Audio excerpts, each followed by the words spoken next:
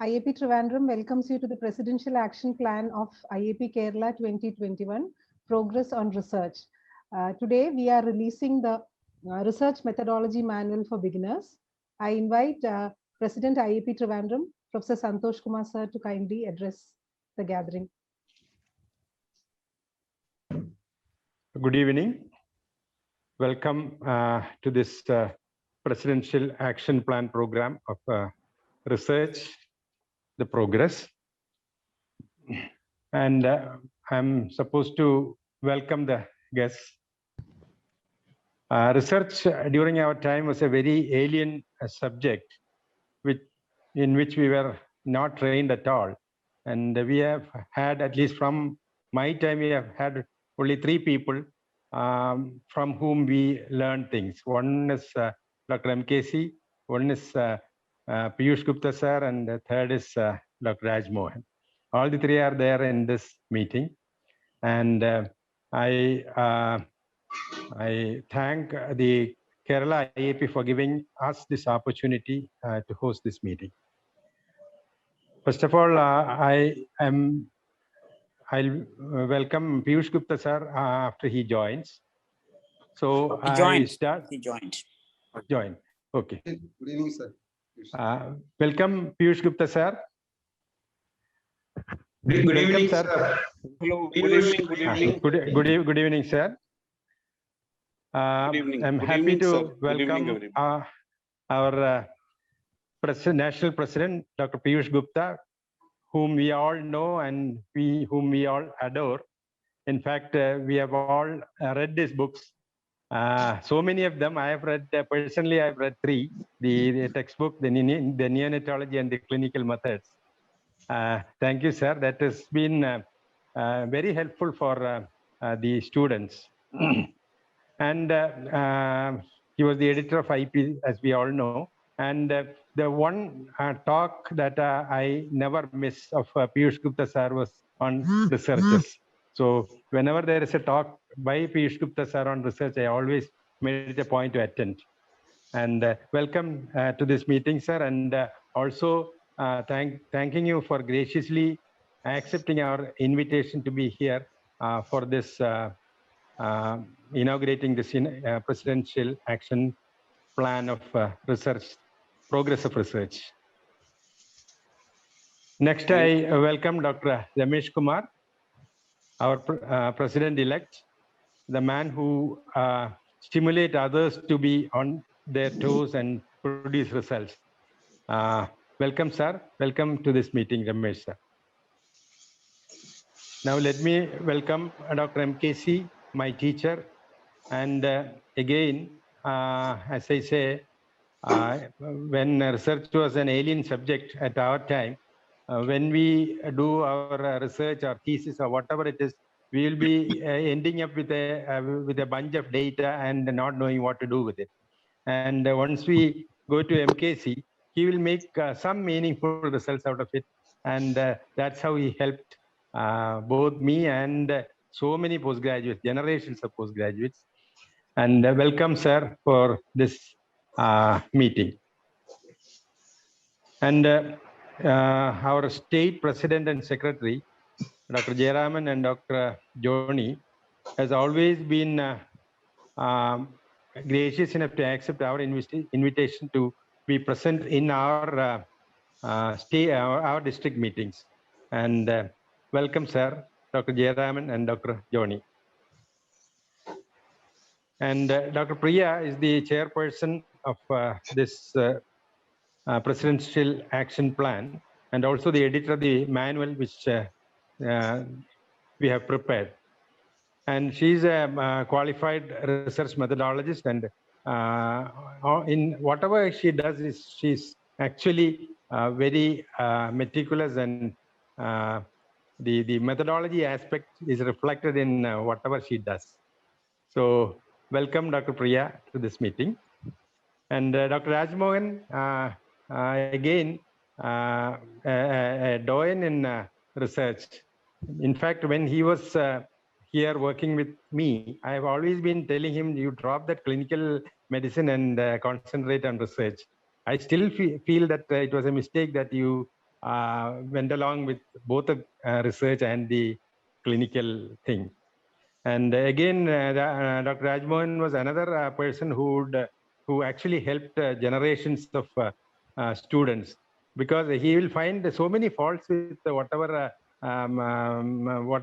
study that you have done, but ultimately he'll guide us to some conclusion which can be inferred from that data that is available. So I'm sure so many students, all the students who have been through your training will remember you for a long, long time for the help that you have done. And welcome to this meeting, Dr. Rajmohan.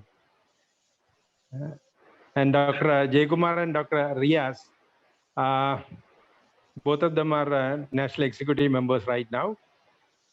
And Dr. Jaykumar is now HOD of Amrita, we all know, and Dr. Riaz is our endocrinologist. Welcome to this meeting. And Dr. Praveen, our secretary, very active secretary, because whatever is happening in the district is all because of him. And welcome, Dr. Praveen. And now over to Dr. Anju to continue the proceedings. Thank you, sir. Now we have the State President IAP Kerala, Dr. T.P. Jayaraman, for the presidential address. Over to you, sir. Good evening, everybody. Respected National President Dr. Piyush Gupta, sir, President-elect Dr. Ramesh, Dr. M.K. Nair, sir, Dr. Santosh Kumar, President, Dr. Santosh, President of the IAP Trivandrum, Dr. Jayakumar, Dr. Purushothaman, Dr. Riaz, Dr. Priya, Dr. Srinivasan, sir, all the other dignitaries on the platform.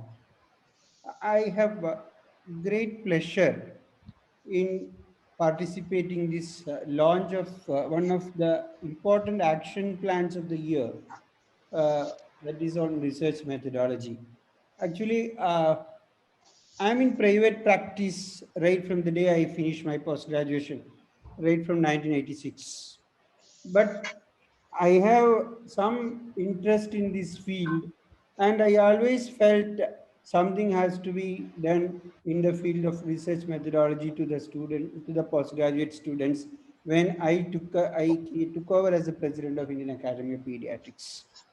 My interest, I owe my interest in this field to my unit chief in Madras Medical College when I was doing my post-graduation, who was the professor of research methodology there, Dr. N. Devanayakam. I worked with him for like 2 years along with him. And Dr. Neduncherian, who was the editor of IJPP, was there along with me there. Somehow they had created an interest in me in this field of research, but for some reason I was in active private practice. So I thought I will do something on this, and I contacted Riaz and others, Dr. Johnny and all, and we thought we will do take up this as a major action plan of this year. And I thank Dr. Priya for taking the responsibility of being the convener of this action plan and producing this beautiful manual.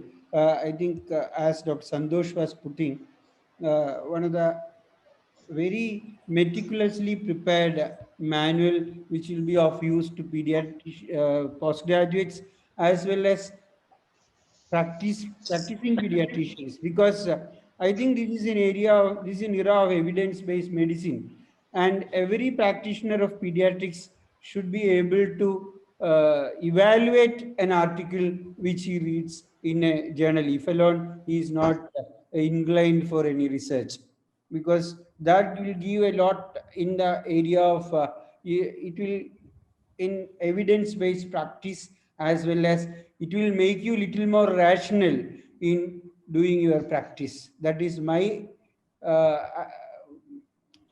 my interest in making this as one of the major plans for the progress, that is this year's action plan for Indian Academy of Pediatrics.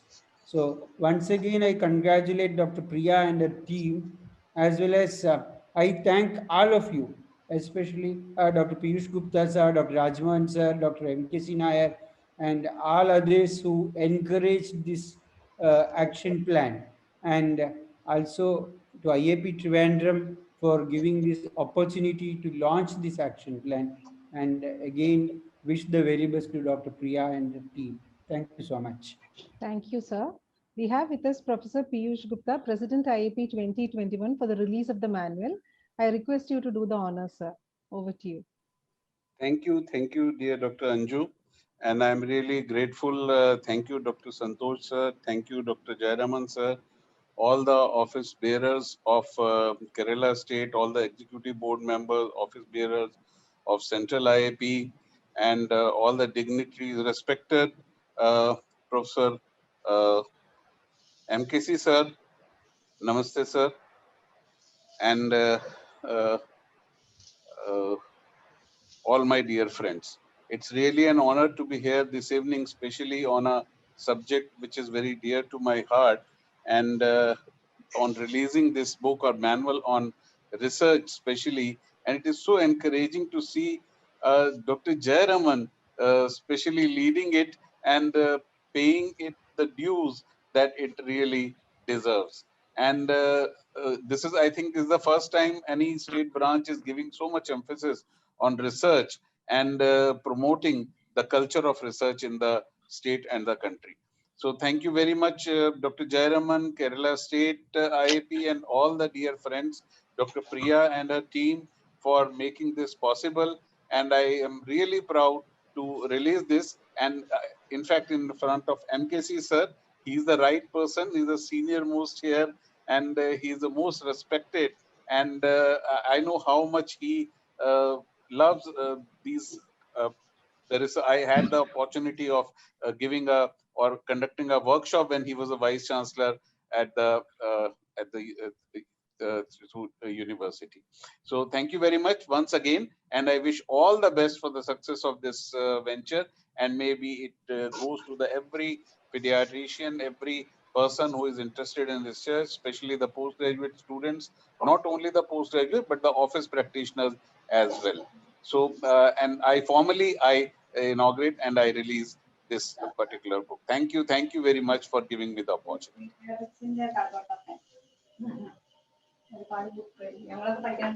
Thank you, sir. Now we have with us Dr. R. Ramesh Kumar, President-elect. 1 minute, Anju. Let video Vinu, is being. Vinu will play the video of the book, of the initial pages.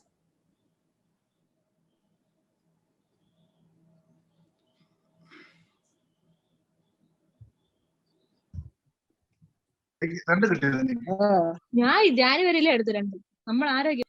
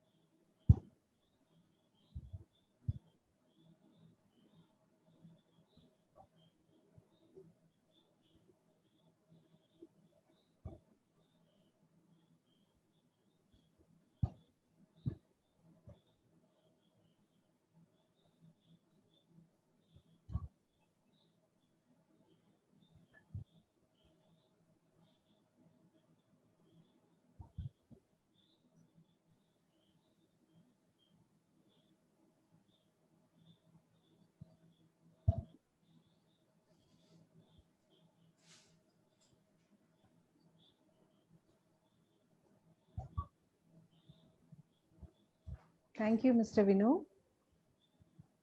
Now with us we have Dr. R. Ramesh Kumar, President-elect IAP 2021.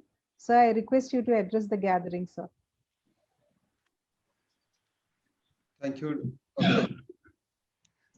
respected President of the meeting, President IAP Kerala, Dr. Jayaraman, President of Trivandrum District Branch, Dr. Santosh Kumar, Chief Guest, beloved President of Indian Academy of Pediatrics, Dr. Piyush Gupta, the mentor for all of us, the doyen of pediatrics at the national area, one who occupied the post of the national president of Indian Academy of Pediatrics Neonatology Forum Adolescent Chapter, the Vice Chancellor, Dr. M.K. Nair. My great teachers here, Dr. Srinivasan, Dr. Jayakumar, Dr. Arundakeshwaran, Dr. Purushothaman, Dr. Santosh sir, Dr. Seniors, Dr. Dr. Shanmugam.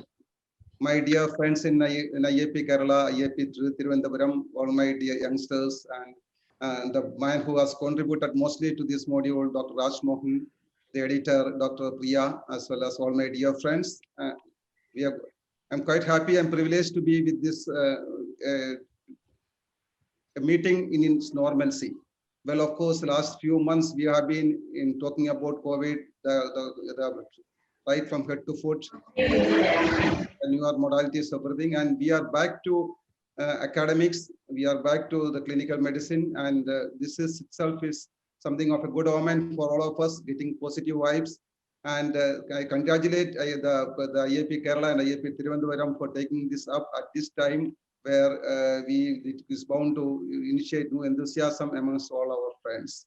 And well, friends, research is to see what everybody else has seen and to think what nobody else has thought. This is what a great quote from Dr. Albertson, who has discovered vitamin C. And of course, we all know that research is the backbone of modern medicine and is at the forefront of the revolution in medical knowledge. Many a time it enables us to know what and why. And of course, what we are doing today is an outcome of past research. And what we are doing today will determine what we shall do tomorrow. And of course, research is something which always, decides how best to treat best patients. It's what makes development of new medicine, new procedures, as well as new tools possible. So, of course, as quantitative research with numbers, statistics, and then that helps us in analyzing and collecting data. So but then all said and done, there should be a research methodology. Without this, we can talk so much about research, but how to proceed about it, how we have to start, how to go about it, how exactly we should wind up the conclusions, and where the resources we have to depend upon. It's very important. Otherwise, it's going to be a no man's land. You just end up losing your time and resources. So this is very important, especially for the postgraduates, the youngsters, and as a team, we should have a module. And well, of course, we had way back in 2011, when Sukumaran sir's time, we had a research methodology module. I still remember Piyush sir as well as Dheeraj coming from Delhi to Kottayam, when Dr. Jayakumar also was there, I think, to conduct these workshops, research methodology workshop. So it's that has generated a lot of enthusiasm right from the earlier years. And the Indian Academy of Pediatrics has taken up in a big way over the years, but time and again it gets diluted. So it's time again for us to take it up. And the IAP Kerala Presidential Action Plan, the progress, the R stands for research. And congratulate President Jayaraman sir, Secretary Joni, and especially Raj Mohan sir and Priya, and under the guidance of the stimulation from M.K. Nair sir, all to take up this module, take up this manual, and have got such a great forum here of learned teachers, and we are quite fortunate that happy that this module is being released here today.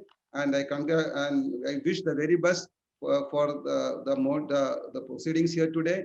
And we have got a great faculty here today, and the manual here released will be a very useful resource tool for all those who are in there taking up the pediatrics as a passionate specialty. Once again, congratulations and best wishes to the whole team. Thank you. Thank you, sir. Now we have with us the Chairperson, Research Presidential Action Plan 2021 and editor of the manual, Dr. Priya Srinivasan, to address us. Over to you, Dr. Priya. Thank you, Anju.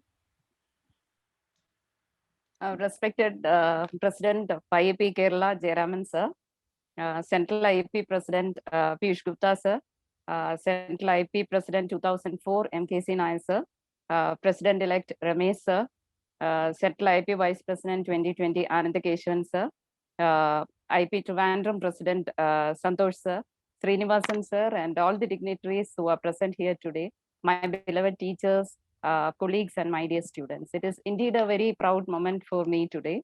And as a Presidential Action Plan of IAP Kerala, Jayaraman sir has entrusted me this task. Actually, I should thank him profusely for giving me this wonderful opportunity and believing in my abilities. And I put forward the idea of bringing out a very simple, easily understandable book for the beginners. And the authors who did the work, they were very kind and they enthusiastically they did the job. And it suits the beginner. So that is done. And the support and the guidance given to me by my beloved teacher Santosh Kumar sir and my good friend Dr. Riaz is immense here. And when it comes to progress 2021, research has been given due importance. And this is our first venture.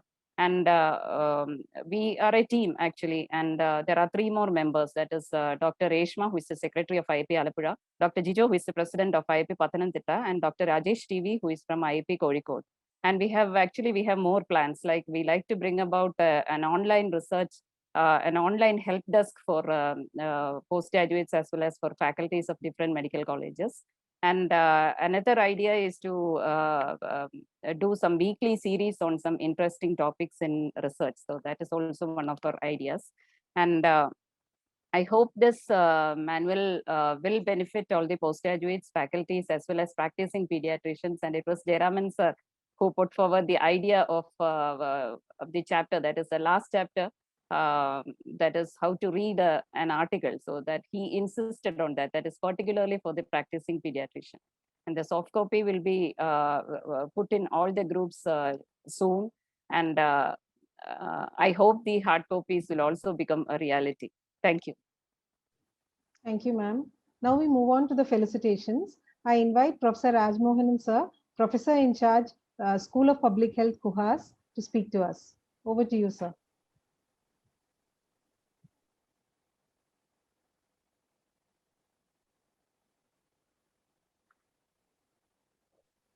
Sir, unmute ചെയ്യണേ sir. Good evening all. Respected my teacher Dr. MKC sir, my dear colleagues Santosh Kumar and Jayumar, my dear Guru Stani and Snehapalan sir, Purushothaman, whomsoever I am seeing, great doyen of pediatric research, Dr. Piyush Gupta from Delhi. So everybody, I am giving a very warm welcome and my own tributes. Now, in fact, MKC sir, long back, MKC sir made a manual. It was a long back. And nobody has attempted to revise that. Afterwards, a lot of people in this audience occupied this chair of research cell of IAP. I have been once, Jayumar have been once. Everybody discussed all these things. But it is only Priya only who materialized that dream. So we all should congratulate Priya and her team for materializing that dream.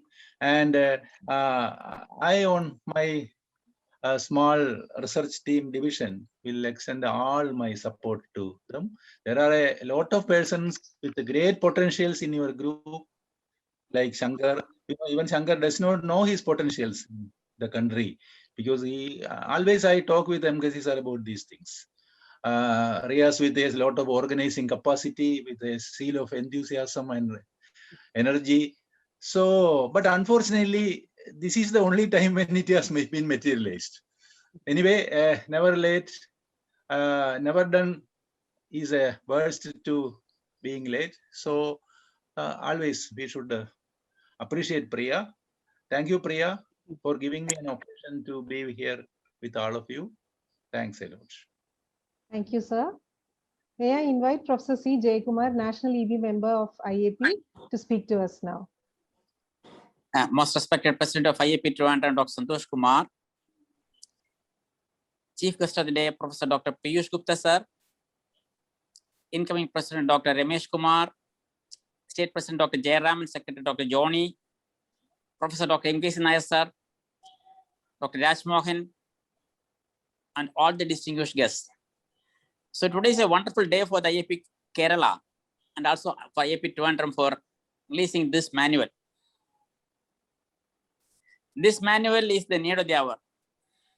You know that the importance of this manual at this time during this COVID pandemic. You know that what happened. So we had a lot of confusion regarding the management of COVID. Initially, hydroxychloroquine was advised, then comes ivermectin, then comes remdesivir, and then people say that it has no relevance. Why did all this happen? All this happened because lack of studies, lack of data, and lack of proper paper. So this is an era of, you know, that Big Bang theory in medical literature. Nearly 32,000 papers are loaded in the Medline database and more than 3,000 randomized control study. But we don't know which is relevant, especially for the beginners. Here comes the importance of this manual and also the importance of today's paper. How to read a paper. So we should do critical appraisal, and the beginner should be able to do the critical appraisal about all those things. I'm very glad that IIP Trivandrum has taken up this project after the, as per the request of Dr. Jayaraman, and he needs an applause for this project. And also, I wish very best for this. All the details Dr. Priya has told that she has planned to conduct online research programs and meetings, and wish very best for this endeavor. Thank you. Thank you once again. Jai IIP, Jai Hind. Thank you, sir. Now we have Dr. Riya Sai, National EB member of IAP, to speak to us. Over to you, Dr. Riyas. My respected teachers and dear friends, all who are here. This is indeed a great moment for IIP Kerala as well as IIP Trivandrum. Because research always is a difficult area for most of the postgraduates and many of the faculties like me. So some sort of hand-holding from our professional organization will be very helpful. And actually this idea was put forward by Jayaraman sir while he was planning his action plan. I was actually surprised. Coming from a non-medical college background, sir was very enthusiastic, and he put all his faith in a, as Santosh sir told, a meticulous leader of IAP, Dr. Priya, and it has materialized in an excellent manner. And I think we should take forward this to make at least a few copies of a few hard copies available, because for postgraduates it will be always better to have a ready reckoner in their desktop rather than as a PDF in the computer that we have seen with many books. I think we have discussed with Jayaraman sir also. Sir also told that we can move forward in that direction.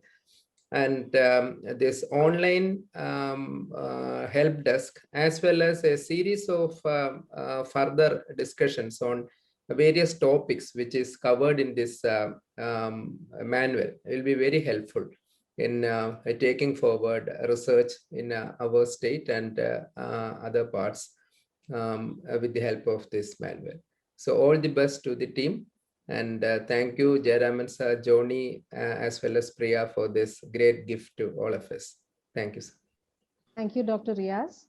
We have with us Dr. Anandakeshavan, sir, Vice President, South Zone 2020. Sir, I request you to speak a few words to the team.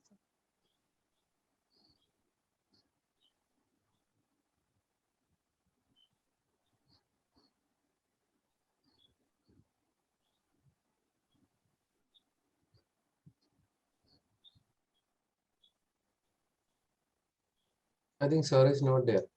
Sir, I think sir is left. So now we move on to the vote of thanks. I invite Dr. Johnny Thomas, Secretary IAP Kerala, to deliver the vote of thanks.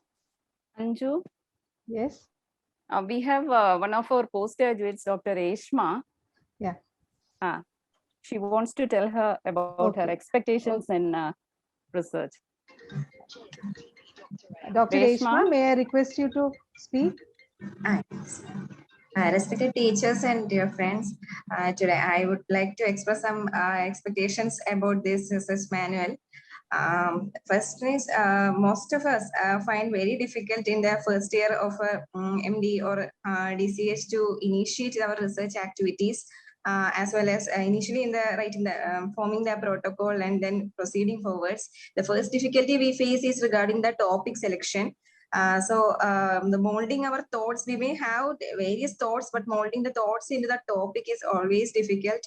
And we were initially confused whether to go into the practically useful ones or go into the theoretically useful ones and all. Then second problem we used to face is how to do the literature search. Everyone advised us to do thorough literature search, but we were confused about the source, how to do about it. Even when we got about details like PubMed, we were not very sure how to search about an articles of need in PubMed and all. Then when we got an article also, it was we were finding difficulty in going through that article or how to read that article and all. Then another problem was there regarding the sample size. When we found sample size, there was issues with the feasibility in doing with it. Then another problem was in forming the proforma.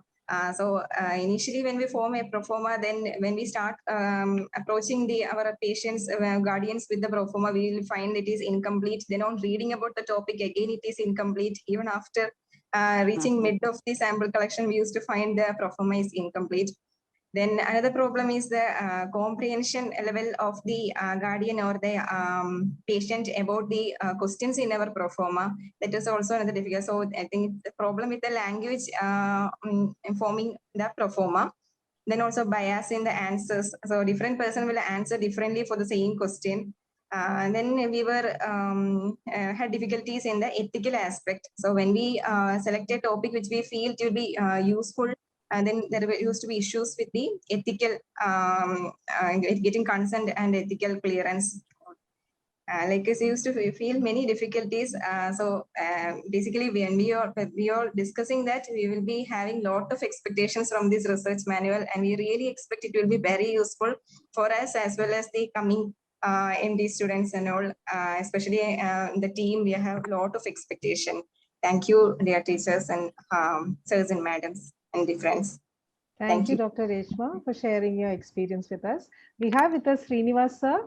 Sir, may I invite you to felicitate the team, sir?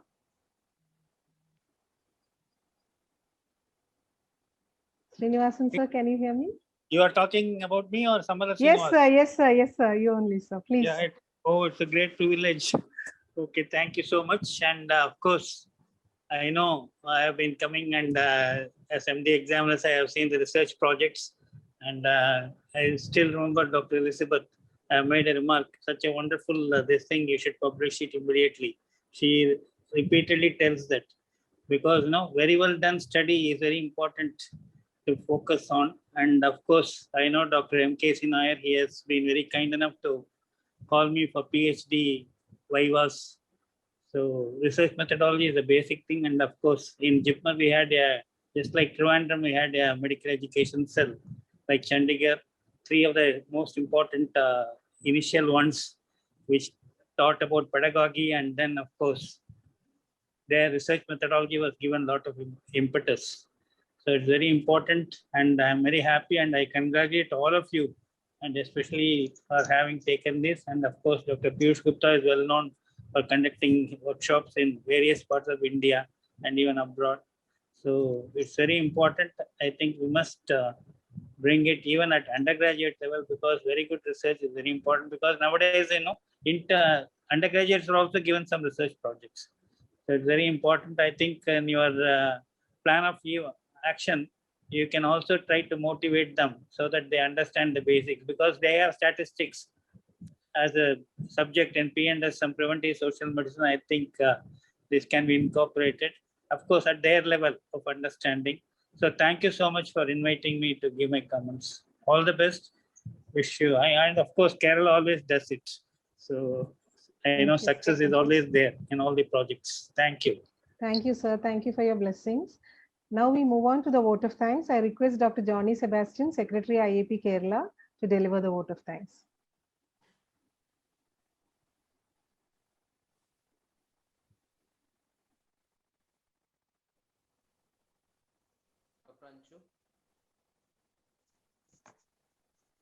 Dr. Johnny, sir.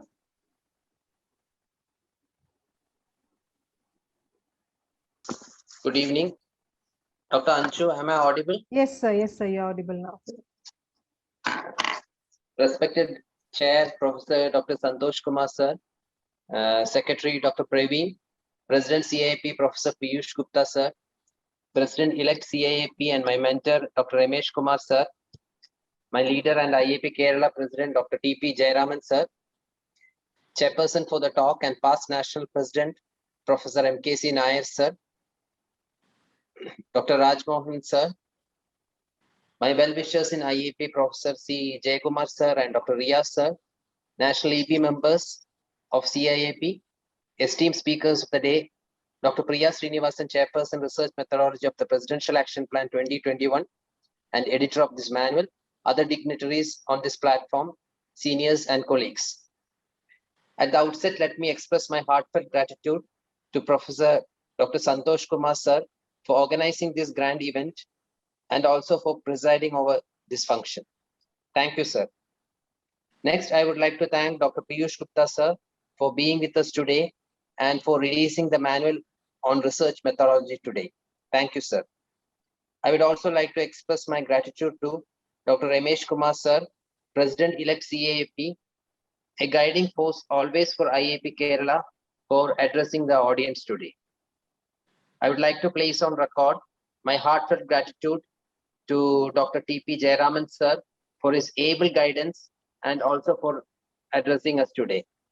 I would like to thank Professor M.K.C. Nair, sir, Professor C. Jayakumar, sir, and Dr. Riyaz, sir, for being with us today. Thank you, sirs. Next, I would like to thank Dr. Priya for coming out with this excellent manual on research methodology for beginners. It is indeed an excellent manual, and I'm sure that not only for the postgraduate, but also for all those who are interested in this field, this is going to benefit. You have done a great job, madam. Thank you so much. Last but not the least, I would like to thank each one of you for participating in this program today and making it a grand success. Thank you. Jai Hind, Jai IAP. Thank you, sir. Now we move on to the expert talk, how to read a paper, COVID-19 drug vaccine trial. As faculty, we have with us Dr. Rama Devi, Executive Director, Center for Advanced Research and Information Network Guidance, Trivandrum. And to chair the session, we have Professor M.K.C. Nair, sir, President IAP 2004. Over to M.K.C. sir. Professor Dr. Jayaraman, Professor Piyush Gupta, Dr. Ramesh Kumar, all Vice President, National Vice President Ananda Keshavan, sir, Professor Srinivasan, Dr. Snehavalan, all the IAP dignitaries of Trivandrum. So I'm not going to repeat because we have been saying it for last half an hour, and Dr. Priya. You know, I feel I'm a very lucky person because during my working years, I have struggled for many things, sometimes found results, sometimes, hitting against hard wall. But today, two things are simultaneously happening. One is research methodology has been taken up by IAP. On the other side, my simple DOC, Developmental Observation Card in the form of DETECT, is going across the country by Dr. Naveen. So that means, if I did MA philosophy to get myself, into this mode, that everything take time. You don't have to worry. The first research methodology module I did was in 1989 after coming back from Australia for NNF. See how many years you had to wait for things to happen, nearly 50 years or 45 years. And then in the university, we had the course, we trained a lot of faculty, went around whole Kerala doing this. But I'm not disheartened because I knew today or tomorrow, someday it happened. And Priya has been my most favorite student for MPhil epidemiology and Dr. Rajmohan. So naturally, she has done a wonderful job. So first of all, congratulate IAP Kerala President Dr. Jayaraman. As everybody said, coming from not from the medical college background, still you do it. But he said what is the reason why he became. The person he mentioned, actually, He's my colleague in India Clin or clinical epidemiology. Very, very senior person from Chennai. So I remember his name. Then the first research methodology module in India, I think by IAP. So that is a great thing that IAP has done. So my congratulations to Priya and the whole team who made the module. Now coming to the subject. Today you have chosen an excellent article, difficult but excellent article. Okay, for critical appraisal, and you have chosen the right person, Professor Dr. Rama Devi, who has taught more than 100 clinical epidemiology faculty, including Priya, I'm sure. So that means she has last 20 years of experience of teaching senior doctors, faculty, clinical epidemiology. And one other thing about teaching is, those days, at least it used to be 5 or 6 senior faculty sitting together, arguing out, cutting each other, all sort of things. But in the process, the student learned that research is not a joke. Everybody has different opinion, and the same person may have different opinion on different days. Because sometimes people have asked me, sir, last time you said like this. I said that is last time. Today, I think this is the better option. So to clear all that, we have Dr. Rama Devi, and she is the chief of an academic NGO, not a usual NGO called Caring, and she has done umpteen number of research methodology series for not only for Kerala, all India level for many agencies. And I think she has that experience along with a biostatistician. So my best wishes, and I welcome Dr. Rama Devi to have her program. Critical appraisal. Thank you, Dr. M.K.C. Nair.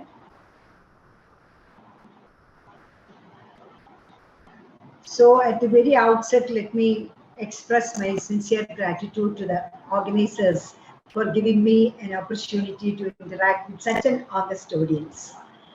And I take this opportunity again to congratulate my student, Dr. Priya, and all the other contributors in bringing out a manual on research methodology. I'm pretty sure that it is going to be very useful for the postgraduates as well as all those who are interested in research, and especially the beginners in research.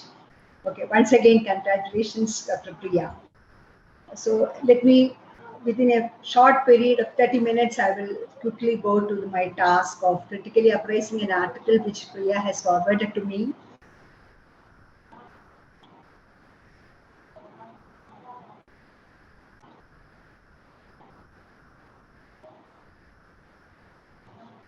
Screen share.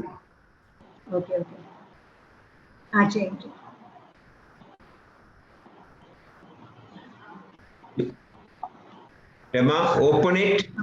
Minimize, then start. Madam. Hello.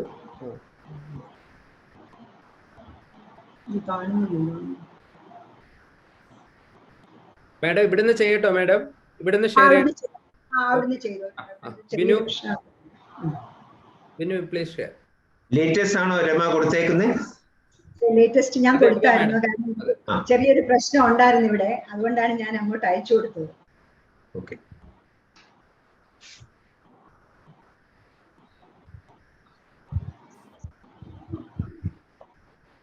Okay, shall we start? Am I audible? Yeah, go ahead. Okay. So today's is critical appraisal.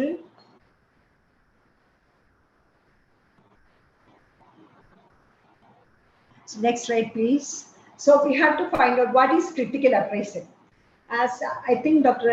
Jayaraman rightly pointed out, it is not just reading an article is not necessary, because we are going to make our decisions based on the information that I gather from these published materials.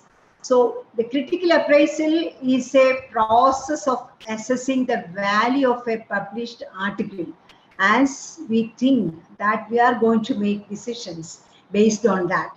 So we have to assess its methodological or scientific rigor in that article. At the same time, we have to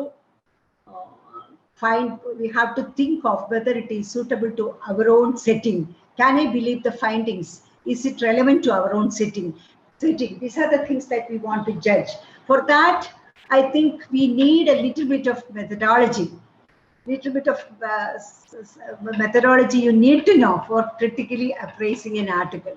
Okay, so this is a right time that you have brought out a manual, and I think it is. I am sure that it is going to help you help all the researchers and the clinicians a lot. Now, this is a quick checklist. It's a very few things I have included because of the lack of time. We are going to finish in 30 minutes. So this is a checklist that I have put out. And the initial thing we have to, initial guides for looking whether we need to go through the article or not. And first thing is the title, whether it is appealing or not, then the authors, the credibility of the authors, and then look to the journal. Is it published in a good journal? And you can look at the impact factor of that journal also. And then look at the abstract. And if only the abstract is appealing to you, then go and read. So the abstract you should actually contain the background, everything in that article, the main text should be included in the abstract. The background, the purpose, the methods, the findings, the conclusions, everything should be there in the abstract. So looking at the abstract, you can judge whether you should read it or not. And I think it is not the least because conflict of interest. So if that in that article, they must have said no conflict of interest. Sometimes the study may be sponsored by a pharmaceutical company, and too much of interference of the company persons in the designing of the study, in the analysis, everything. If it is clearly brought out in that article, I think we have to be very suspicious about. So we have to look at the conflict of interest also.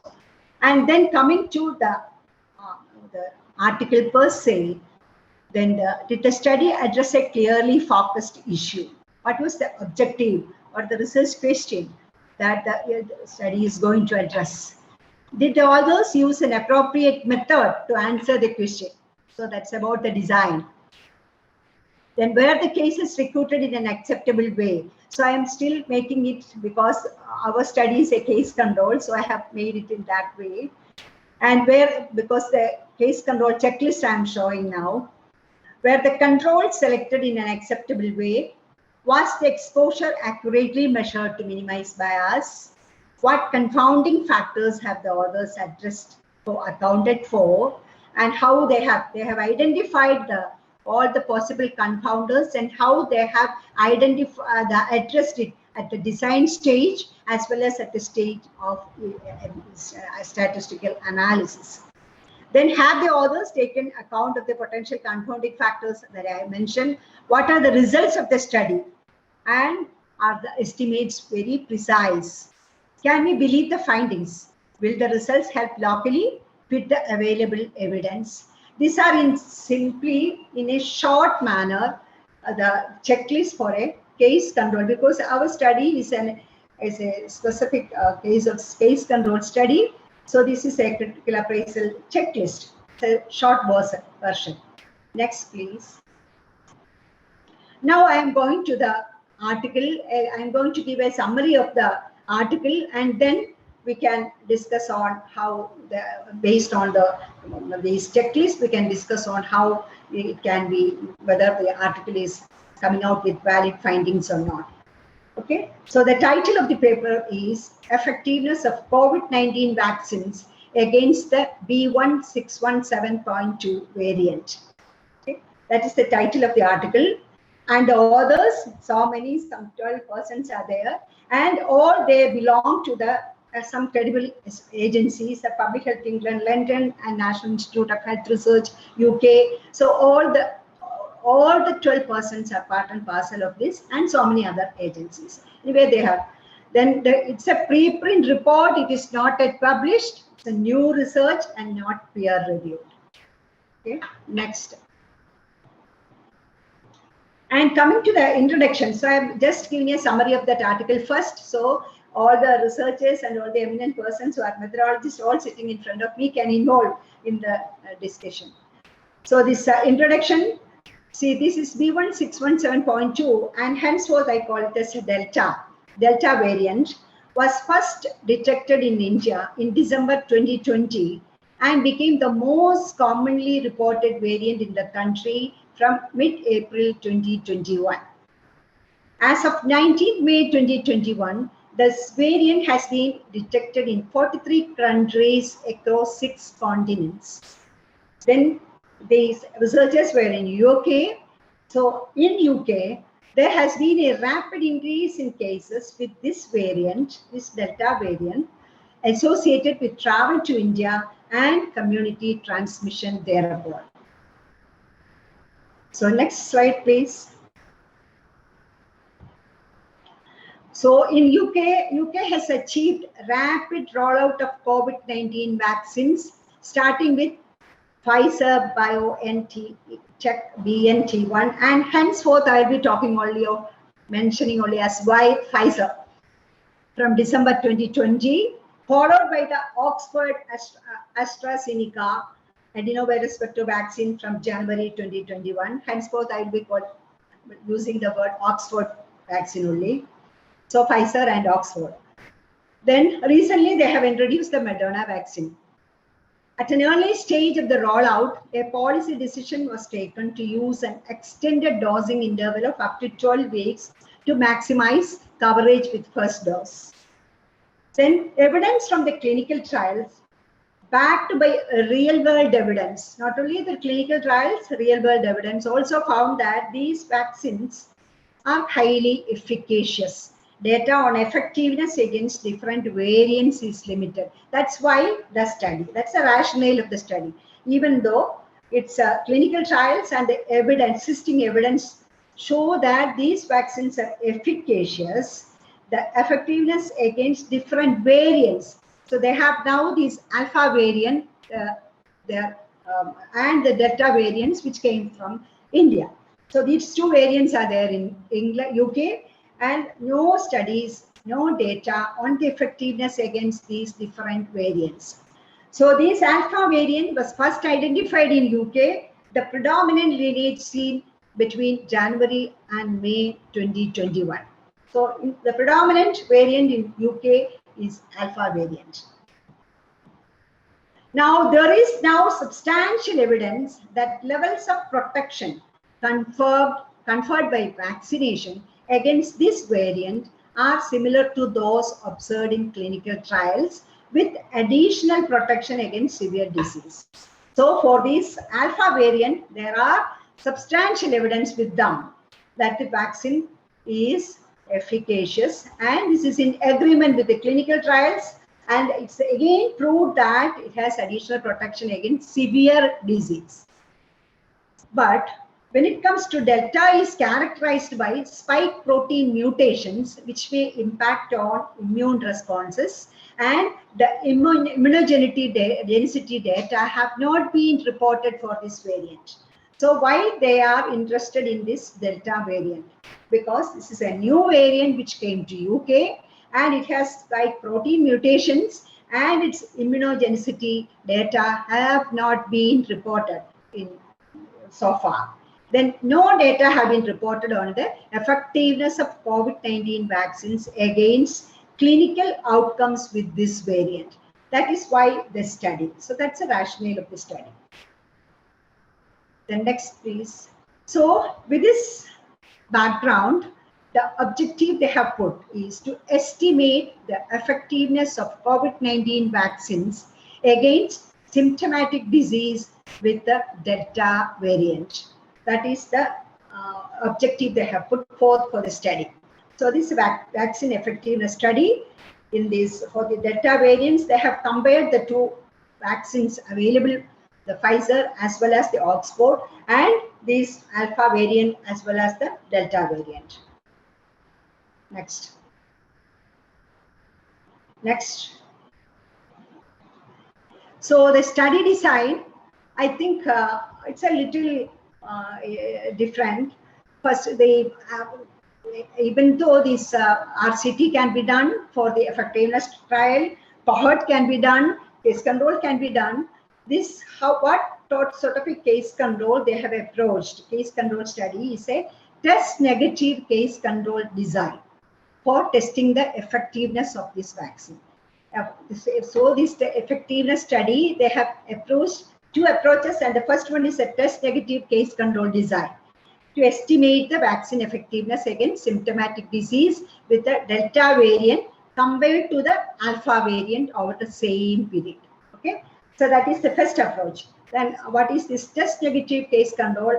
We are all aware about the case control design, and what is test negative I'm going to talk about. So vaccination status is compared in symptomatic case to those who report symptoms but negative. So all the study population are all symptomatic cases reporting to health institutions. Then second, the proportion of cases with the Delta variant relative to the Alpha variant was estimated by vaccination status. That was the second approach for finding out the effectiveness. So the main approach was the test negative case control design, and the second approach they have used is to find the proportion of cases with the Delta variant related to the Alpha variant and by vaccination status. That was the second thing that they did. And what is this test negative case control design? So it's a modified and efficient form of case control study. So it is this case control, it is often used in finding out the vaccine effectiveness, especially in influenza. This is commonly used, and so many other situations where these vaccines against respiratory diseases, for finding out the effectiveness, they do this test negative case control design. So it's the case control status, how it differs from a classical case control design in this way, because the case control status not aware on recruitment and later categorized. So in a case control study, we recruit the cases based on the outcome. So the cases are recruited, and the disease negative, the controls are also recruited. And then we go back and measure the exposure levels. But here, when we recruit the subjects, they are symptomatic subjects, symptomatic individuals reporting to a health institution. And they are then tested, and all those who are tested positive is considered as cases and negative as control. That's the only difference. Categorization is made later. Once it is recruited, then only categorization is made based on this test result. Then it satisfies the same principles of a case control study. So all other principles of case control study, case selection, control selection, and all the other exposure measurements, everything similar to a classical case control study. Then lab confirmed outcome measures. Here also the outcome measure based on lab confirmed outcome measure. The classic categorization is based on that, and it reduces misclassification of disease. Then it's minimized confounding bias due to health seeking behavior. So those who report to the health facility with the symptoms, here in this particular case of COVID, with symptoms, COVID related symptoms, they report to the health facility. So they are recruited. So these all those people are having more or less the same health-seeking behavior. So the cases and controls are having the same health-seeking behavior. That is what they say of one of the advantage of this design.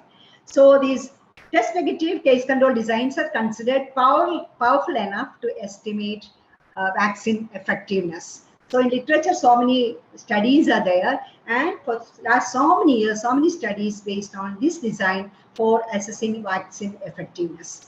It is extensively used for estimating effectiveness of influenza vaccines and high concordance with findings in RCTs. So that is another advantage they talk about, it's concordance with the findings in RCTs. Next.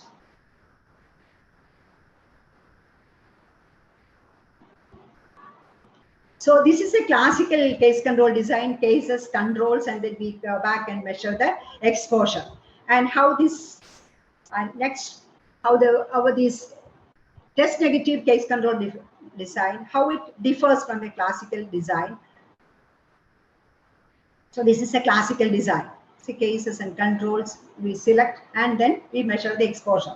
In cases, how yes, no, exposure, not exposed, and in controls also exposed and not exposed. And what's the only difference here is, next slide please.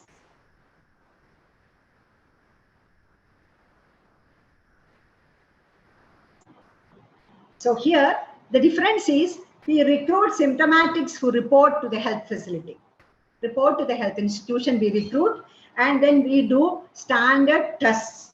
And then the cases, those who are positive for test, and the controls negative. And for the cases, then vaccination status, positive or negative, and controls vaccine positive, negative. So that's the only difference is, while you recruitment is not based on the outcome. Recruitment is based on those who approach to the health facility with the symptoms. That's the only difference, and all other principles are the same. Next. So for this particular study, they had 3 different data sources. So 3 different vaccine sources they have, data sources they have. One is regarding the vaccination status.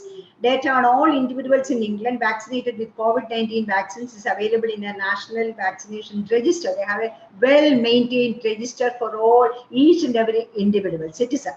So the date of each dose of vaccine type are extracted from 17th May 2021. Or on that particular day, they extracted all those cases with vaccinations up to 16th May 2021. Okay, and they had a PACA definition on who is considered as a dose 1, vaccinated with dose 1, vaccinated with dose 2, or dose either 1 or 2. So they have the PACA definitions for that. Symptom onset 21 days on or after the first dose, up to the day before the second dose. So that was the definition for the first dose. And those who are considered a second dose, symptom onset 14 days or more after the second dose. Then only they will consider, only after the expiry of 14 days, they will consider as a second dose. So that is about the vaccination status. So they have definitions for that. Next is regarding the next COVID-19 testing. So this PCR testing in UK, in hospitals, public health laboratories, community testing is also available for all the symptoms consistent with COVID-19, high temperature, new continuous cough, and loss or change in smell or taste. For all those symptoms, they have to undergo this test, and the test is widely available. All positive PCR tests and all negative tests among individuals reporting symptoms between, this is the study period, 26th October 2020 to 16th May 2021 were extracted. Okay, and from this they had the inclusion criteria. Individual tested within 10 days of symptom onset were included, because they thought that to account for reduced sensitivity of PCR testing beyond this period. So that was the inclusion, and they had an exclusion. Children aged 16 years, less than 16 years were excluded as of March 21, 2021. Okay, so those children were excluded from the study. Then next. And the third data source was the identification of the variant. Since they were comparing this alpha and the delta variant, they had to identify this variant, and whole genome sequencing was done. And besides, they had the spike gene target status on this particular assay. You may be knowing this better than me. Were used to identify the alpha and delta variants. So they had specific standard tests for identifying the variants. Then what they did was these three, this vaccine status, the COVID-19 testing, and the variant status, and the data linkages of these three data sources. Data linkages was done with the National Health Service number, date of birth, surname, first name, postcode, specimen identifiers, and sample. So data were linked. So each person's data were linked. And in this study, they had identified a lot of covariates. they had identified a lot of covariates, sex, index of multiple deprivation. So they had this multiple deprivation, a lot of things they have together put, and they have formed an index, and it was divided into 0 to 6 categories. Then ethnicity, care home status, all these were a lot of covariates they have identified for this particular study. Next.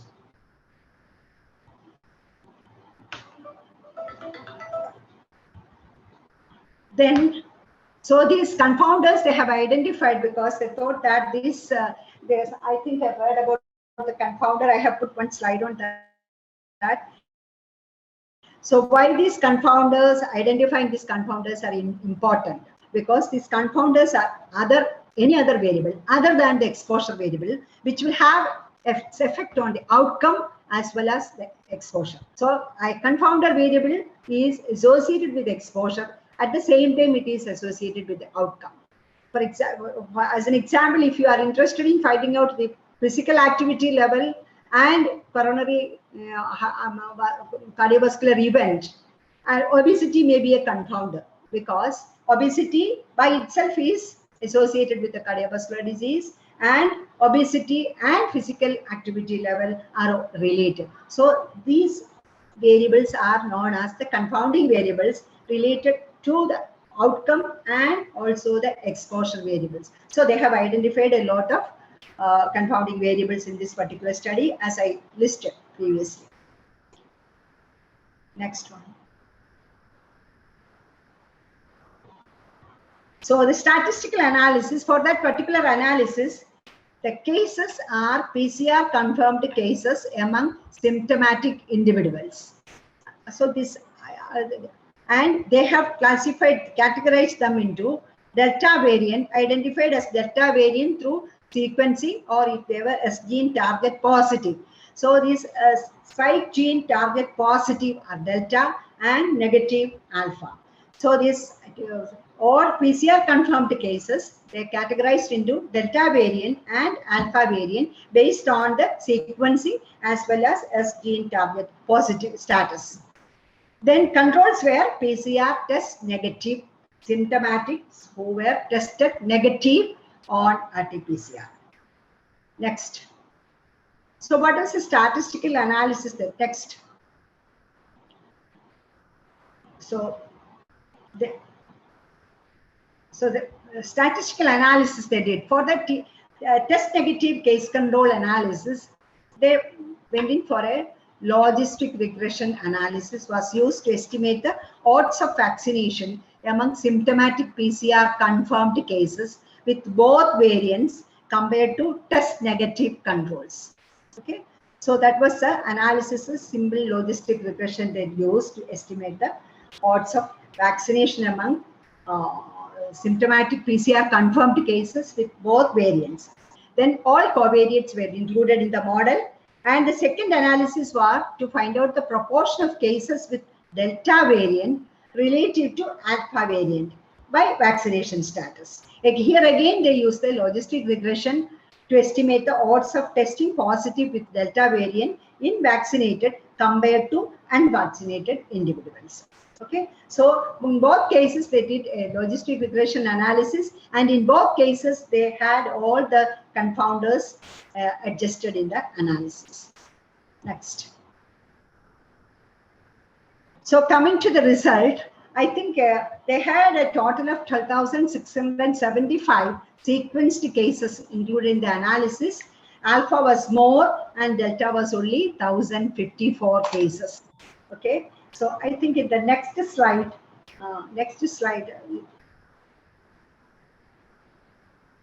okay. So this is the main result of the study. So if you see from the study, any vaccine dose 1, if you look at this, it's a vaccine efficacy is 51.1% for the Alpha variant and 33.5% for the Delta variant.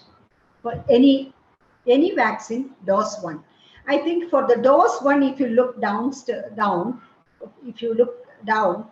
for the alpha and the delta variant. For dose 1, Pfizer dose 1 also you see similar result, 49.2 and delta 33.2 for Pfizer. And for the Oxford vaccine also, for dose 1, you see the same, 51.4 and 32.9 for the delta variant. But when it comes to dose 2, when it comes to all vaccine dose 2, I think the vaccine effectiveness is going up. It's 86.8, and the difference that you see in the first dose is not seen here. It is 86.8 with a confidence interval of 83.1 to 89.6 and 80.9. So this difference, these two variants, when it comes to dose 2, there is not much difference, 86.6 and 80.9. And coming to the specific Pfizer and Oxford vaccines dose 2, I think it is 93.4 for the alpha variant and 87.9 for delta variant. Not bad at all. And then it comes to Oxford at the second dose, it is 66.1, and for the delta variant it is 59.8. Between these two variants there is not much, but this dose 2 as compared to Pfizer, you see that its effectiveness is a little bit lower. Okay, so can you go to the previous slide?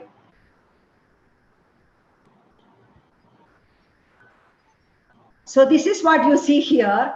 So the difference in Pfizer, there was a small reduction in effectiveness post dose 2 from 93.4% with alpha variant to 87.9% with the delta, as you saw from that table. And for the Oxford vaccine, they say that these 2 doses of Oxford vaccines, where the effectiveness was smaller and the overall 2-dose vaccine effectiveness lower than the Pfizer. Okay, so the difference in vaccine effectiveness between alpha and delta variant was small, 66.1 and 59.8, as I told you earlier. Next. Next. So they had this detection of delta variant.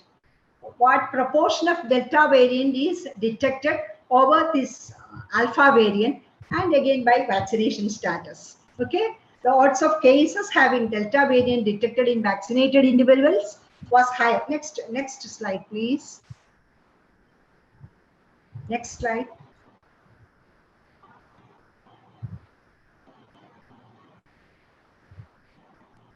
So here is the alpha and delta, and that adjusted odds ratios is given.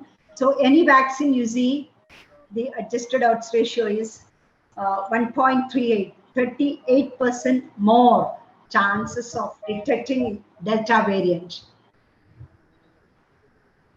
So 38% more. And when it comes to any vaccine dose 2, you see that it is 1.60 is the adjusted odds ratio, but at the same time, the confidence level is 0.87. It includes 1, and it becomes non-significant. Then, when it comes to Pfizer, so any vaccine 1 or 2 also you have that 40% increased chance of detecting this delta variant. When it comes to Pfizer 1 dose or 2 dose, I think it is again 17%, and again that confidence interval you see that it includes 1. It's not significant, but in the article they say that it is 70%. It's a significant finding, as they say. Then when it comes to Oxford, it is 1.48. If you compare the Oxford 1 or 2 doses and the Pfizer 1 or 2 doses, if you forget this, and again this confidence interval also overlap. So this is the findings. So it's a more, the delta variant is more detected in Oxford vaccine, more detected in Oxford vaccine as compared to Pfizer vaccine. But here the confidence intervals overlap, and at the same time, some is non-significant also in, when it comes to Pfizer. Then previous slide, please.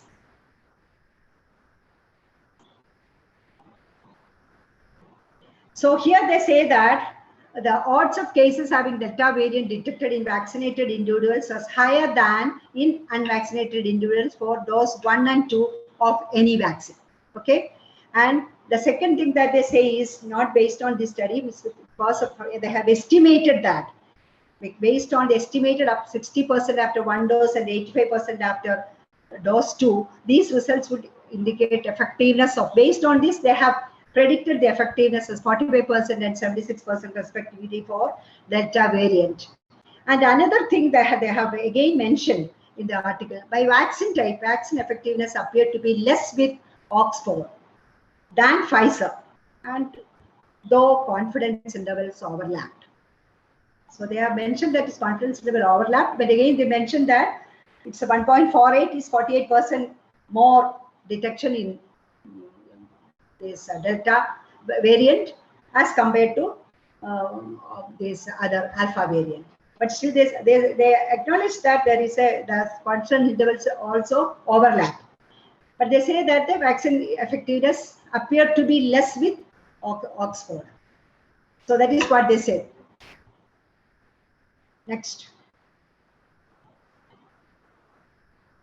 Next. So this is all about the study. They compared this vaccine effectiveness. I think they haven't mentioned the how they calculated the vaccine effectiveness. I presume that they have used the usual vaccine effectiveness. It's from the odds ratio. 1 minus odds ratio expressed in percentage into 100 will give you the effectiveness in percentage. That is how it is worked out.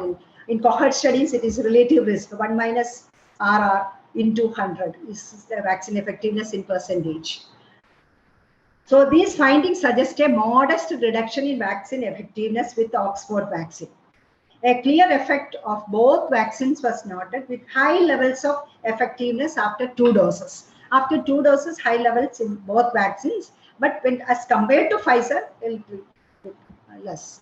Vaccine effects after 2 doses of Oxford vaccine were smaller than for Pfizer against either variant.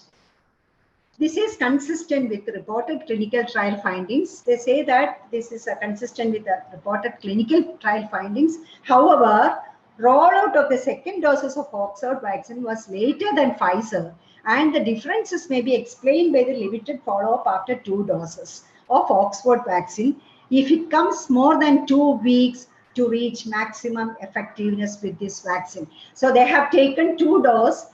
If they have completed 14 days, they have defined it as dose 2. So because of the rollout of this Oxford vaccine is very late, very few people have had large intervals, whereas in the other vaccine, Pfizer vaccine, a lot of people have finished second dose sufficiently early. So that was one thing that they have said. So it was, if more than 2 weeks, more time is needed to get maximum effectiveness, then that could be a reason for this. That's what they say. Next. Next. So their overall conclusion is high levels of active effectiveness against symptomatic disease after 2 doses. So estimates were only modestly lower. They have used that word. They haven't said that it is lower. It is estimates were only modestly lower in Delta variant than vaccine effectiveness against the Alpha variant. It is likely that vaccine effectiveness against more severe disease outcomes will be greater. So that is not the objective of the study. They have looked at that aspect. That's why they said slightly that. That's not their objective. Then findings support maximizing vaccine uptake with 2 doses among vulnerable groups in the context of circulation of Delta variant. That is how they concluded. So the take-home message is only some modestly lower effectiveness in Delta. Then next. So they have got there is not review, ethical review has not been done because it is part of the surveillance program. They have done the disease, but done this study, but they have got this approval from all those agencies. Next. So now a critic of this article, if you look, I think my these distinguished methodologists who are sitting here can contribute afterwards. So the initial guides, introduction and objective, the title is very relevant and interesting and useful. It will, if you look at the title, if somebody wants to read, you clinicians, of course. Then others, they have credible affiliations. Then the journal, it's not at all published in any journal, it's a preprint, and it is it's not peer reviewed also. Then coming to the abstract, if you look at the abstract, they have mentioned the background in the abstract, the purpose of the studies in the abstract, methods, main findings and conclusions are given in the abstract. And conflict of interest, they haven't mentioned because it's not published. Then coming to the introduction, they had a good background of the study and they had their own stated the rationale for doing the study. Then the objective is clearly mentioned. Next. Next, coming to the methodology, the design. So the design is whether we have to think about whether design is appropriate to the objective. And even though ideally RCT is the apt design for estimating effectiveness, in a program like this RCT has limited feasibility once the program is rolled out. So we can't deny the facility to the service to a group of people. So this is RCT is once the program is rolled out, I think we have to look in for other designs. And this test negative case control design has proven validity as per literature evidence. If you look at the literature, these vaccine effectiveness studies, so many studies based on these test negative case control design using this. Then the cases are properly defined. Who are the cases? Who are the controls? Everything defined, and they have taken incident cases. And the sampling and sample size, this whole population during the study period, they, as per the definition, they have included in the study, and they haven't done any sample size calculation here. And we found that the numbers were small, especially with the Oxford vaccine dose 2. So during this period, because they have started rolling out the Oxford vaccine very late. So that may be the reason that there were small numbers in the Oxford vaccine group, especially in the dose 2. And when it comes to measurement, appropriate lab test, all PACA measurements, data from well-maintained records. Then they have considered some potential confounders. They have listed some 12 confounders. And the statistical test is also very appropriate for the design. It's a case control study. And since their outcome is a categorical cases and controls for delta and alpha in both these analysis, I think this logistic regression is an appropriate one. Next. So coming to the results and interpretation, results clinically significant and useful. Yes, definitely, but fully conclusive. So fully conclusive, they have, the authors themselves have mentioned some limitations. So different timings for the rollout of the 2 vaccines. And because of that, less number of subjects, especially in Oxford dose 2. And another thing is that for the Pfizer, because they were rolled out very early, those 2 persons were completed, many of them have completed sufficient time. Whereas in the Oxford vaccine, see these, they have mentioned 14 days, and there were a lot of people within near the 14 days, within a month or so. So this follow-up period, so that period interval between the second dose and the symptomatic reporting is low in the case of Oxford because they have rolled out the vaccine very late in UK. Then small sample size resulted in wide confidence interval in many estimates. Some of these estimates, you see the confidence interval at 28 to 75. Vaccine effectiveness, the confidence interval is so wide. So I think this, when you appraise an article, it is very important that when you come out with an estimate, it has to be precise. Precise means the repeated measurements, it's closeness. So why we are doing this confidence interval? Or from a sample statistics, we are going to the population. So here the vaccine effectiveness you have found in a sample and you are projecting to the population. So for that you need the confidence interval. So these confidence intervals, so 95% confidence interval means if you repeat the study 100 times, the effectiveness, the population value you are getting will be within this interval. So if that interval is so wide, we cannot say that the result is good, valid. So that is a wide interval. Maybe because of the small sample size, especially with dose 2 for the Oxford.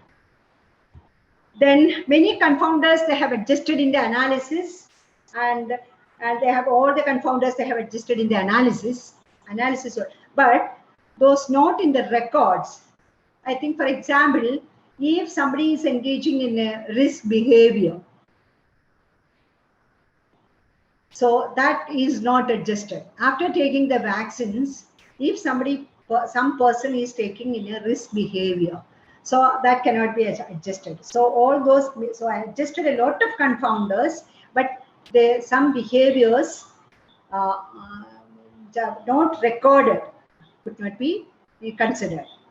And they have mentioned some of these as limitations also. A small number of follow-up these in the Oxford vaccine dose 2. They have mentioned it as a limitation of the study, and they have mentioned this confidence level. Even though they say that the Pfizer is better, they say that this has to be seen with these limitations. And then when the Pfizer was rolled out, for the first it was given to the health frontline workers, as was the case in India. It was given to frontline workers. So when this Oxford vaccine came, most of the other risk category, elderly or the clinically risk persons took this Oxford vaccine. So that was also, they mentioned that also as one of the limitations of the study. All those things they couldn't adjust in the analysis.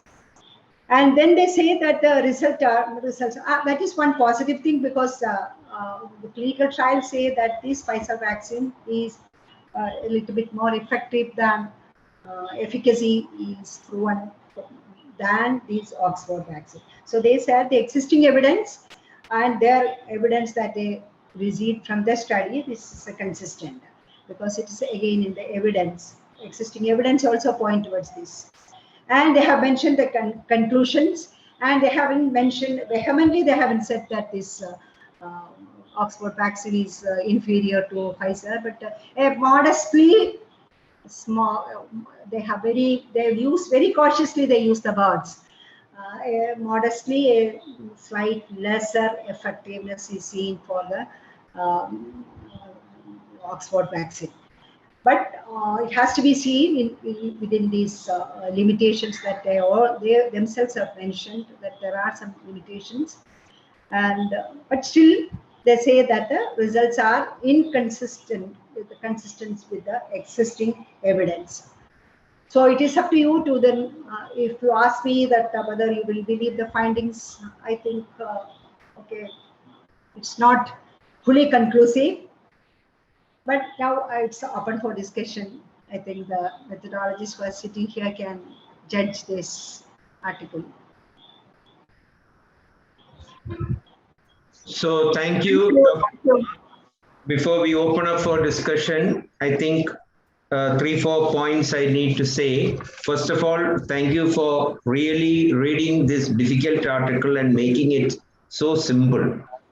She has started with a critical appraisal format or the checklist, which explained nicely. And then she started saying, what is a case control? And then she started saying, test negative case control design is what it is. It has been perfected previously in influenza vaccine studies. So we have a lot of experience in that. the summary of the article was given in a very understanding way, and she took pains to explain what confounders are, because those who are not very well used to it may find it difficult.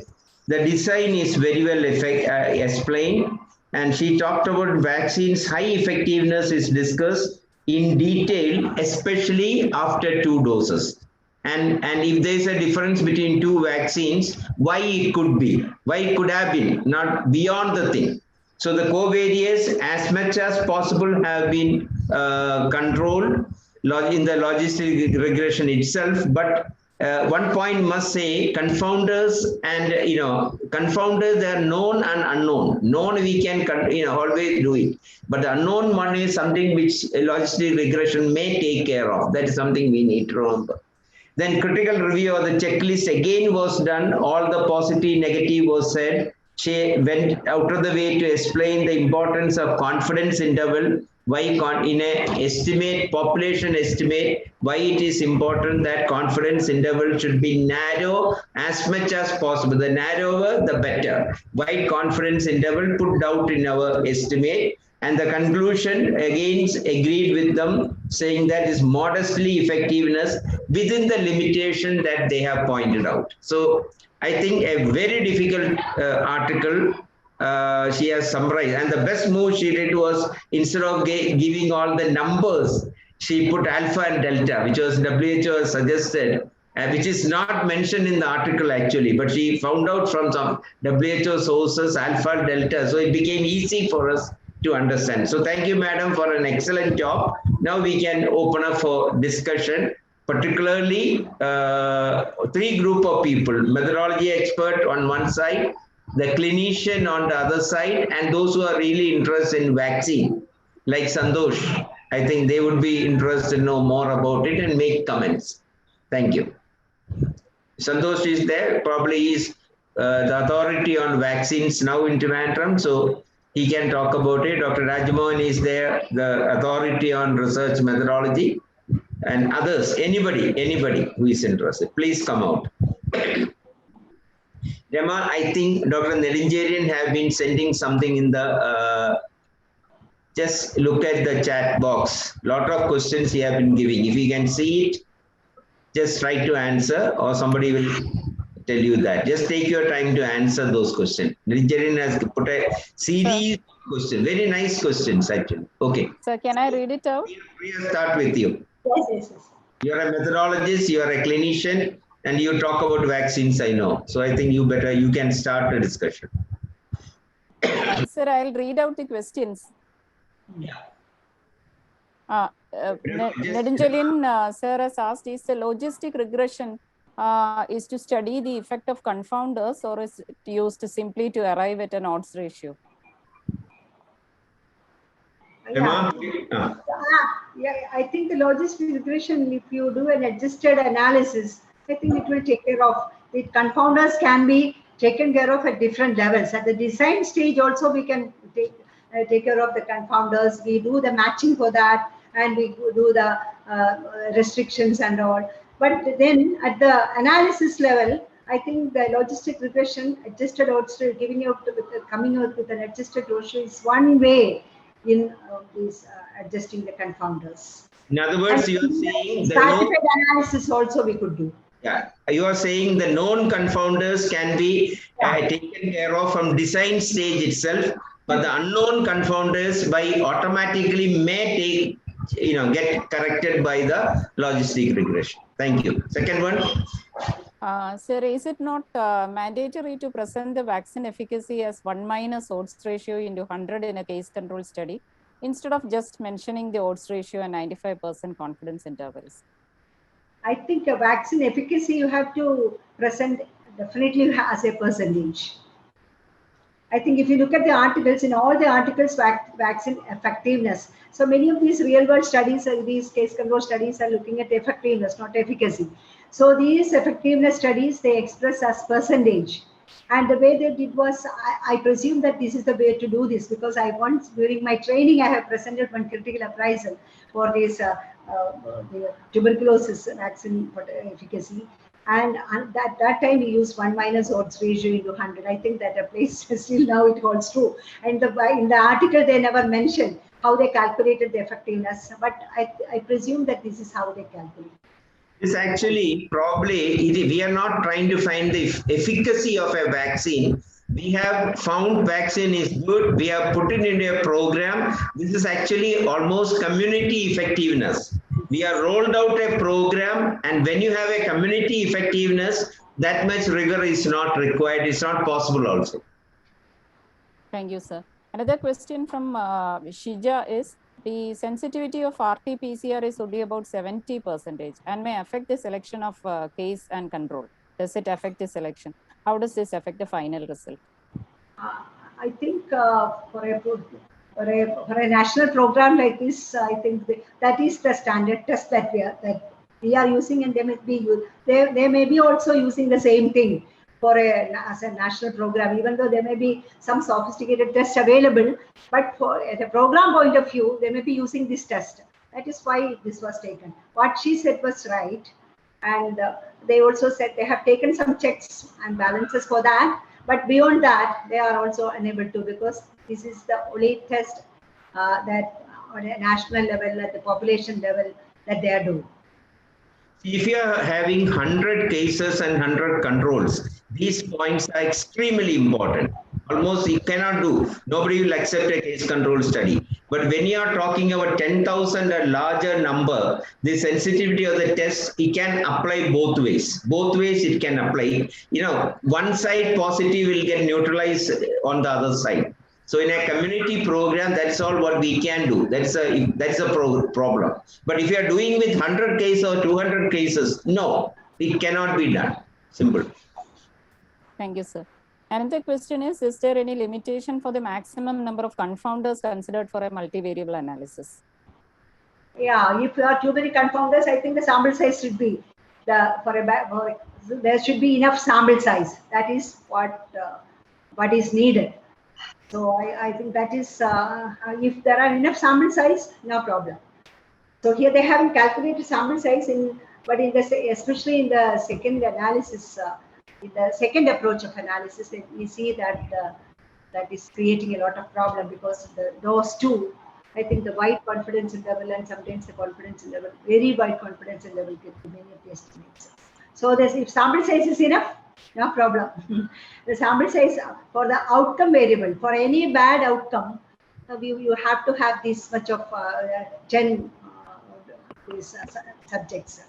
So in that way, I think if too many confounders means you should have more sample size. So if the sample size is small, definitely. Sample size is there, except for one group, which is 1054. The sample size is there, but the issue is the confounders are of different type. So how many can you control? So whatever they can control, they have tried, but there will be some things which you cannot control. There is no hard and fast rule that you cannot have more than this many confounders. There's nowhere like that, because statistics is also a science where it takes up to certain level, it will show its quality in analysis. After that, it won't work completely like that. Thank you, sir. And the last question is, it's already taken care of by madam, that is the covariates. When will you take care of it, like while designing or while during the time of analysis? She has already talked about it. Yeah. And that one more question is there. How is the test negative case control study differs from nested case control study? Yeah, the nested case control study, it is nested in a cohort design. It's not a nested case control study. The nesting is done in a cohort design. But here it is similar to the classical case control study. The only difference is that we recruit the cases based on the outcome, positive and negative, and then go for the exposure measurements. But here we recruit all those symptomatics, and then those who are tested positive will be in the positive and negative will be controls. That is the difference. So nested case control and this one differ. Nested may be also done in large cross-section also sometimes we do, no? Apart from cohort, large cross-section also sometimes it's been done. But when you do it in a cross-sectional study, I think we say the case control analysis we do. But That's it. Actually, it's not a case control. We are doing a case control analysis only. Okay. Case control analysis. But classical nested case control along with the in a cohort only. Agree. Okay, thank you very much, sir and madam, for that excellent session. Now we'll have the concluding remarks. If there are any more questions from the audience, then if not, then we'll go on to the concluding remarks.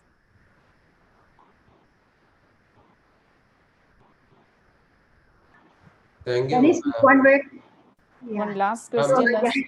I once again express my sincere gratitude to all of you for giving an opportunity to interact with all of you. Thank you once again. It is our way of showing respect to a teacher who has taught more than 100 clinical epidemiology students. I think it was Priya's way of showing gratitude and respect to you. Thank you. Yes, Thank madam. you. Yes, very much. Thank you, madam. Thank you, Ramanavi, madam, for the excellent. And I must say one more thing. Rama is one person who can make things so simple, appears so, she'll put it in such a language that it appears so simple. Actually, it's not all that simple. This is complicated, but she can make it appear so simple. That's a great quality that she has. Go ahead. Thank you, madam, for the excellent presentation. You have clearly explained the topic, how to read a paper. I also thank MKC sir for chairing the session on behalf of IAP Trivandrum. Once again, congratulations to Dr. Priya Srinivasan for bringing out this manual on research methodology. I also thank all the senior faculties who have attended today. Shankar sir, Anandakeshavan sir, Lalita madam is there, and all other faculties. Thank you, and thanks for all other audience who are attended. Thank you. Priya, send the PDF version as now it is hot. We are all excited about it. Send it sure. only. We will read it tomorrow itself. But if you send after 1 month, we may sleep over it. So send it now. Tomorrow. Yeah. Thank you all very much. Thank you. Thank you. Thank you all. We are ending now.